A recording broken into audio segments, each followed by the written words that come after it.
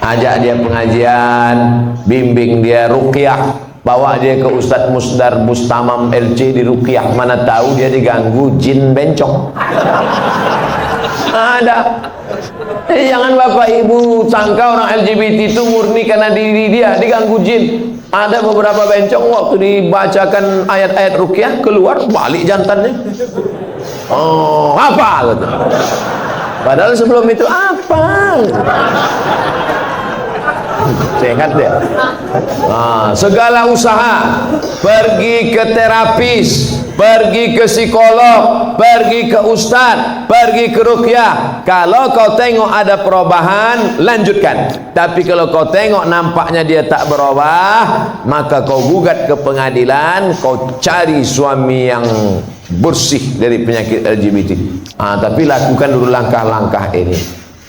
Tapi kalau dia tak berubah juga, memang tak ada niat dia untuk berubah, memang dia mau bertahan di situ. Kalau perempuan lemah, tak sanggup, la yukallifullahu nafsan illa usaha, maka kau gugat dia ke pengadilan. Saya gugat dia karena dia LGBT. Tengok sama Pak Hakim, kenapa kau gugat dia? Dia LGBT. Betul kau LGBT? Iya, kata dia. Mudah-mudahan Allah menyelamatkan anak cucu cicit kita dari LGBT. Penyakit LGBT ditulis dalam Al-Quran. Innakum la ta'tuna ar-rijala syahwatan min dunin nisa. Kalian mendatangi laki-laki bersyahwat tak mau pada perempuan. Hukumannya ditulis dalam Quran. Ja'alna 'aliyaha safilaha. Kami jadikan yang bawah naik ke atas, yang atas ke bawah turun ke bawah. Amtarna 'alaihim bihijaratin min sijilin mamdud. Kami hujani mereka dengan batu dari api neraka. Tak ada azab-azab yang hebat itu sampai ditulis dalam Quran, menunjukkan begitu hebatnya dosa LGBT. Di dunia kena penyakit HIV AIDS. Ada pengakuan seorang dokter ketika diperiksa, macam-macam penyakit yang tak terlintas di pikiran. Orang kena LGBT ini berbisul otaknya. Orang bisul di lutut, dia di otak. Oleh sebab itu LGBT, tobatlah kalian, tobat. Bertambah lagi musuh. Mengamuk pula besok LGBT. Bantailah situ. Apa lagi dipikirkan? Awak pun akan mati juga. Diam pun mati, bercakap pun mati. Bagus mati bercakap daripada mati diam. Ustaz, sekarang saya ini tengah mengagumi seorang mahasiswa di Mesir. Masya Allah. Balik saya muda balik rasa. Bagaimana cara saya dalam mengistiqomahkan cinta saya dan membuat hatinya tersentuh? Tentunya tidak mengurangi rasa cinta saya kepada Allah, Pak Ustaz. Kau laki-laki apa perempuan? Saya ini tengah mengagumi seorang mahasiswa. Berarti dia perempuan. Dia suka sama mahasiswa di Mesir. Kau bilang sama dia, Bang, abang janji ya tak tergoda sama cewek-cewek Mesir. Abang mau nanti pulang dari Mesir menikahi aku. Tapi kau perempuan tak boleh ngomong langsung sama laki-laki. Itu namanya perempuan gatal. Nah, walimu yang menghubungi dia, ayahmu, abangmu, datukmu, pamanmu, pakcikmu, ngomong ke dia, Assalamualaikum alumni Mesir. Ya, kau nanti pulang mau nikah sama anak saya. Aku tengok dulu Pak. Kalau segan nanti saya kontak dia, saya hubung. Adik-adik kelas saya itu. Mudah-mudahan dari muda dia sudah menginginkan seorang imam yang dapat bibit bebet bobot yang nanti akan menjadikan anak cucunya menjadi pemimpin-pemimpin bagi orang yang bertakwa. Wa ja'alna lil muttaqina imama. Dan sekarang anak-anak gadis ini yang ditengoknya bukan tamat dari Mesirnya, ini tengoknya bukan ilmu agamanya, ini tengoknya datang naik apa. Kalau ditengoknya naik Grab, enggak ada.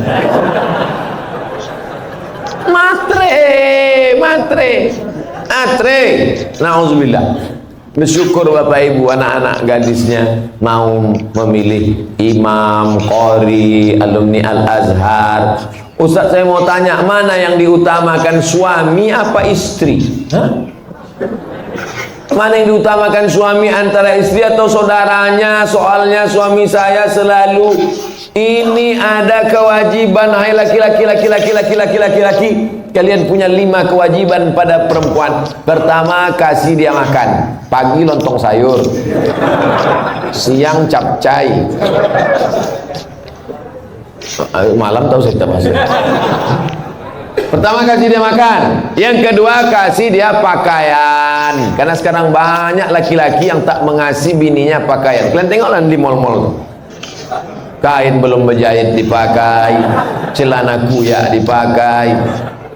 Yang ketiga, kasih dia tempat tinggal yang layak.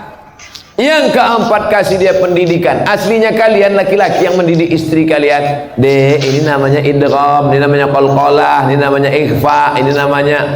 Aslinya laki-laki yang mendidik istrinya. Tapi karena tak sanggup, maka diajarkan kepada guru mengaji. Makan, pakaian, tempat tinggal, pendidikan, perhatian. Banyak perempuan sekarang pakai tumit sepatu 15 cm. Itu perempuan yang perlu perhatian, tak diperhatikan dia. Itulah ingin diperhatikan orang. Dipakainya tumit sepatu 15 cm. Dia yang makai, kita yang takut. Nengok dia, ai jatuh. Kalau sudah kau kasih 5 kewajiban, maka gugurlah kewajiban engkau di hadapan Allah Subhanahu wa taala. Itu standarnya. Lebih dari yang 5 itu berarti engkau sudah adil. Gimana laki-laki? Siap memberikan yang 5 tadi? Nah, soleh-soleh semua itu insyaallah.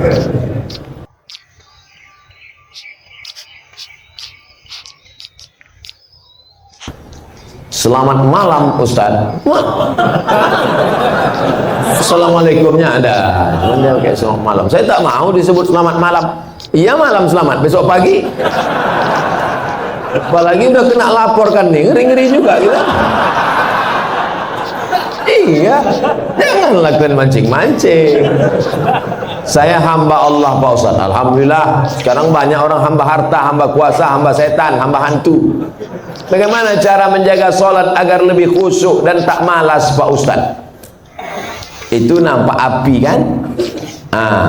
Kalau nanti terlintas di hatimu malas sholat, bakar jadi sebentar. Berapa lama kau tahan? Buatlah agak-agak gosong sedikit. Hai tangan, tahan kau masuk neraka nanti tangan. Nama kau nanti nama nerakanya neraka sakor. Masalakakum fi sakor. Kenapa kau masuk dalam neraka sakor? Lam naku minal musallin, karena tak sholat. Makanya Muhammad Ali kemana-mana bawa mancis. Muhammad Ali petinju, mana-mana bawa mancis, padahal dia tak merokok. Ditanya orang, kenapa kau bawa mancis? Asal terlintas di otakku mau buat dosa, aku bakar tangan. Wah, kalau mancis tak mempan, obor wah.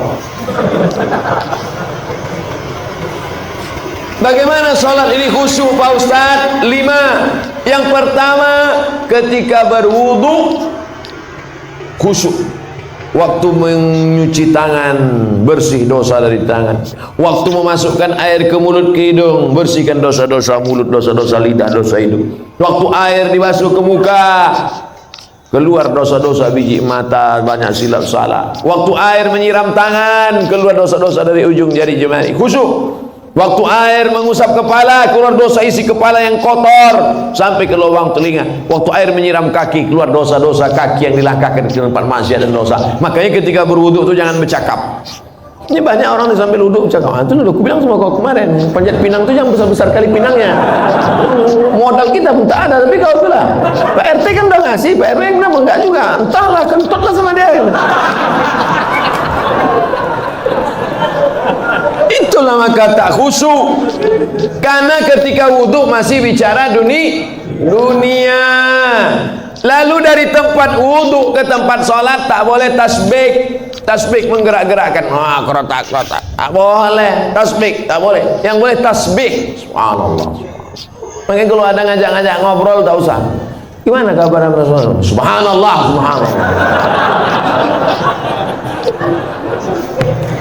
Tiga, ada terdengar azan, jawab hayya 'alas shalah.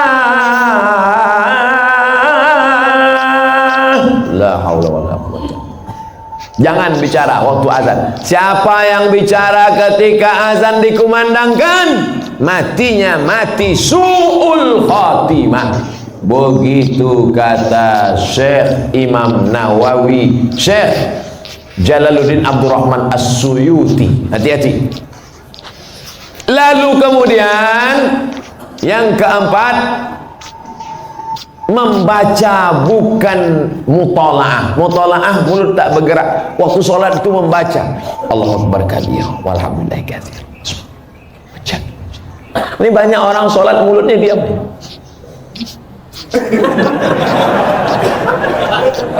Mulut membaca, karena di situ disebut qiraah. Qiraah artinya membaca. Alhamdulillah. Yang kelima, mengerti apa yang dibaca. Itulah mengapa tadi saya pilih ayatnya, ayat-ayat pendek, supaya besok kalau sholat zuhur mengerti apa yang dibaca. Wailul likulli humazatin lumazah alladzi jama'a malahu wa addadah. Kebetulan kawan di sebelah itu asik ngumpul-ngumpul harta. Jamaah malahu wa addadah. Yahsabu anna malahu akhladah kalla la yumbadanna fil hutamah. Apa hukumnya mencium istri sedang berpuasa? Istri siapa?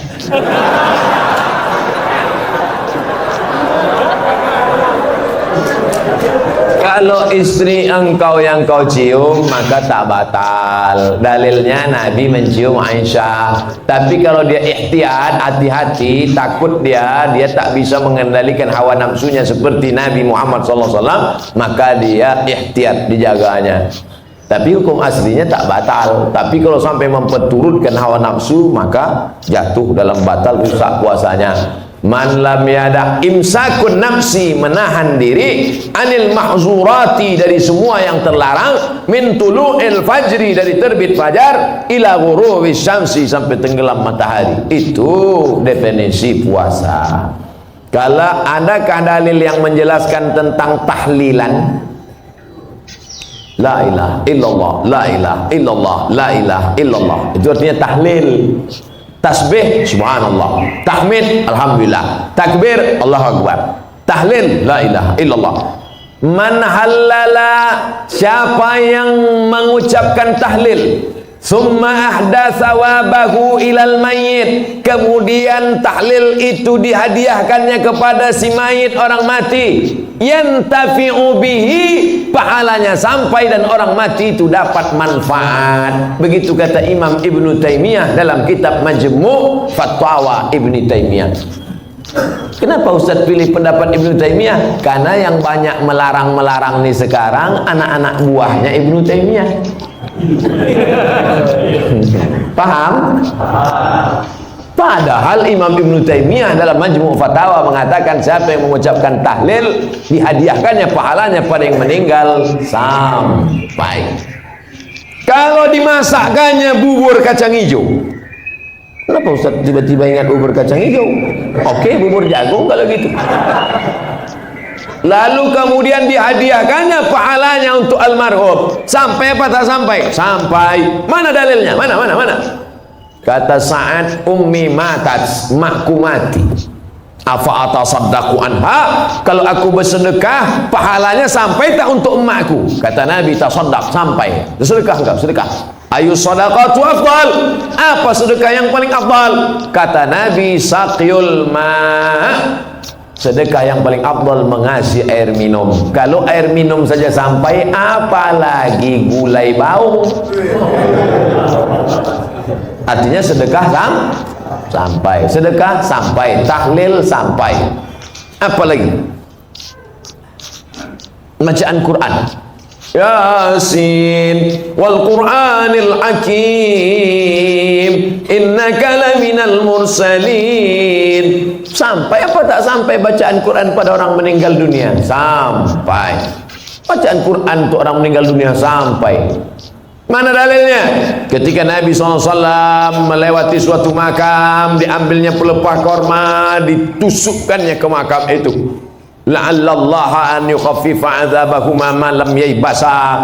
Tasbih pelepah korma sampai pada orang yang meninggal. Apa komentar Imam Nawawi dalam kitab Majmu', dalam kitab Al-Minhaj Syarah Sahih Muslim Ibn Al-Hajjaj? Kalau tasbih pelepah korma saja sampai, apalagi bacaan Quran orang yang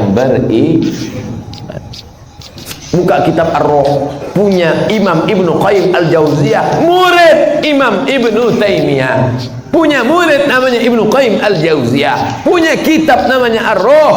Diriwayatkan sampai kepada Imam Ahmad bin Ambal lewat di suatu makam, ada orang membaca Al-Quran, Imam Ahmad bin Ambal melarang, tapi orang itu menyebutkan riwayat hadis, ternyata perawinya thiqah, bahwa Nabi punya sahabat namanya Abdullah bin Umar, anak Umar bin Khattab, berpesan, kalau aku mati nanti bacakan di atas kuburku, pada bagian kepalaku pangkal Al-Baqarah, pada bagian kakiku ujung Al-Baqarah. Itulah dalil bacaan Quran sampai untuk orang yang sedekah sampai, tahlil sampai, baca Quran sampai. Sudah saya sebutkan dalil-dalilnya. Tak juga percaya, saya tak bisa menjawab, habis.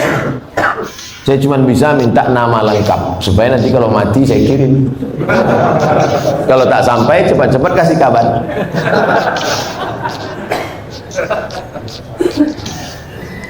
Mengazankan anak baru lahir itu apa dalilnya Pak Ustadz? Nabi mengazankan ke telinga Sayyidina Al-Hasan, anak Fatimah radhiyallahu anha, azan as-salah, bunyinya seperti azan waktu azan salat. Hadisnya disebutkan dalam kitab Sunan At-Tirmidzi. Nama kitab Sunan Tirmidzi, nama lainnya Jami' At-Tirmidzi. Status hadisnya hadisun hasan, hadis paling tinggi sahih, di bawah sahih hasan, tentang mengazankan bayi. Anak saya mengazankan, Allahu Akbar, Allahu Akbar, tapi tidak kuat macam itu.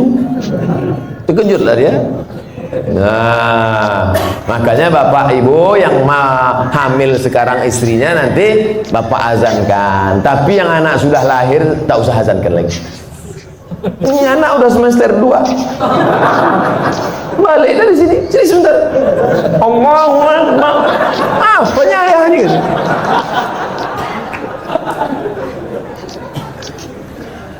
Saya pernah pulang dari Jakarta, pulang furuj 40 hari. Ini mau nanya apa mau ngasih tahu? Furuj 40 hari.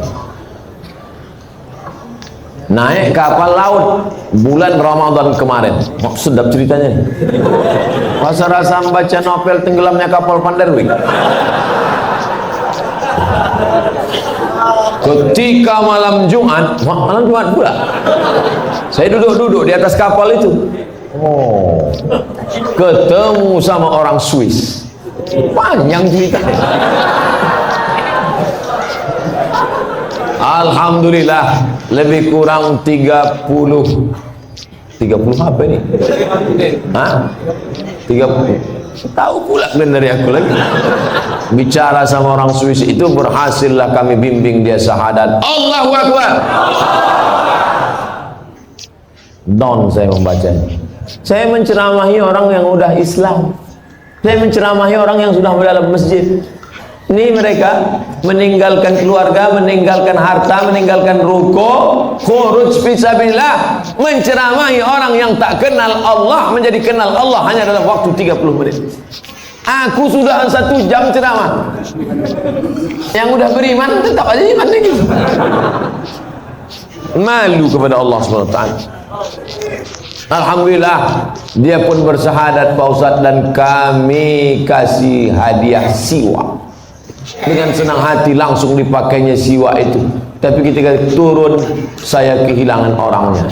Bagaimana tanggung jawab saya kepada Allah telah mensyahadatkan dia? Maka tadi saya disuruh membimbing syahadat perempuan. Tadi saya pesankan kepada pengurus masjid, catat nomor HP-nya, daftarkan dia ke Mu'alaf Center. Mu'alaf Center artinya pusat mu'alaf, bukan mu'alaf yang bawa senter. Persatuan Mualaf. Nanti kalau ada yang masuk Islam, tolong dibuatkan, daftarkan di Mualaf Center. Perhatikan dia sudah ngaji atau belum, sholatnya bagaimana, puasanya bagaimana. Jangan setelah sadat, tapi ini kau sudah berikan dia hidayah, saudaraku. Ayyadiyallahu bika rajulan wahidan, satu orang dapat hidayah, kanamu khairum min umurin na'am, lebih baik daripada kau memiliki seekor unta yang merah. Adapun kelanjutannya mudah-mudahan sekarang kan mereka orang-orang barat ini canggih, dia tahu internet, duit dia banyak. Mudah-mudahan dia kembali ke Swiss dan dia menggabungkan diri dengan saudara muslimnya di Eropa.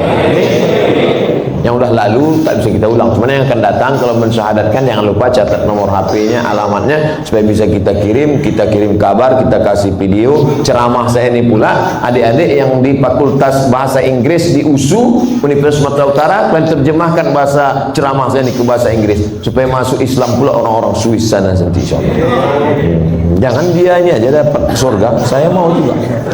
Bagaimana Islam dia Pak Ustaz? Dia udah bersyahadat, tinggal dia belajar sholat, belajar puasa, belajar dia bagaimana berzikir, membaca Quran. Jangan lupa di Eropa itu pengajian-pengajian Islam justru lebih banyak. Di sana ada Islamic Center, ada Islamic Council, macam-macam di sana ada. Jadi jangan cemas, jangan takut. Engkau sudah menyampaikan hidayah kepada saudara kita. Begitulah aslinya dakwah. Inilah yang dai mengajak orang dari jalan setan ke jalan Allah, mengajak orang dari jalan tak tahu hidayah kepada jalan hidayah. Inilah yang dai, bukan Ustaz Abdul Somad dai. Ustaz Abdul Somad hanya mau izah hasanah, menceramahi orang yang sudah dalam masjid, orang yang sudah baik, orang yang sudah dapat hidayah.